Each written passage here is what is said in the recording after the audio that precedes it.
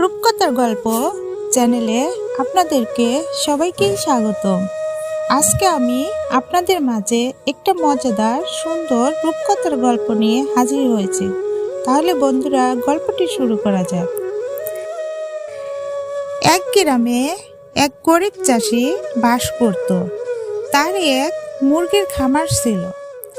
একদিন একটি শিয়ালের নজর পড়ল চাষের মুরগির খাঁচার দিকে। শিয়াল ভাবল, এগুলো খেতে পারলে খুব মজা হতো।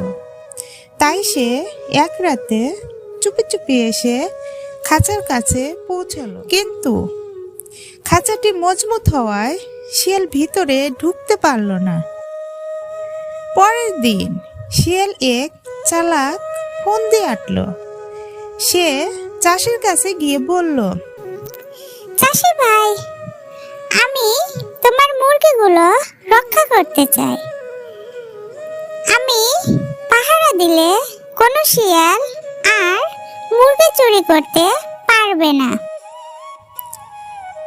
চাষি সন্দেহ করল, কিন্তু শিয়ালের কথা এত আন্তরিক মনে হলো যে সে রাজি হয়ে গেল। শিয়ালকে মুরগির খাঁচার পাহারাদার করে রেখে চাষি নিশ্চিন্তে ঘুমাতে গেল। কিন্তু রাতে শিয়াল তার আসল রূপ দেখালো। সে খাঁচার দরজা খুলে একে একে মুরগিগুলো ধরে নিয়ে পালালো। পরদিন সকালে চাষি এসে দেখে খাঁচা ফাঁকা, শিয়ালের কোনো চিহ্নই নেই। তখন সে বুঝতে পারল যে শিয়াল তাকে ঠকিয়েছে। চাষি দুঃখিত হয়ে বলল, চালাক শিয়ালের কথা বিশ্বাস করে আমি নিজের ক্ষতি ডেকে আনলাম। এই গল্পের নীতি কথা, বিপদের বন্ধু চিনতে ভুল করলে বড় ক্ষতি হতে পারে।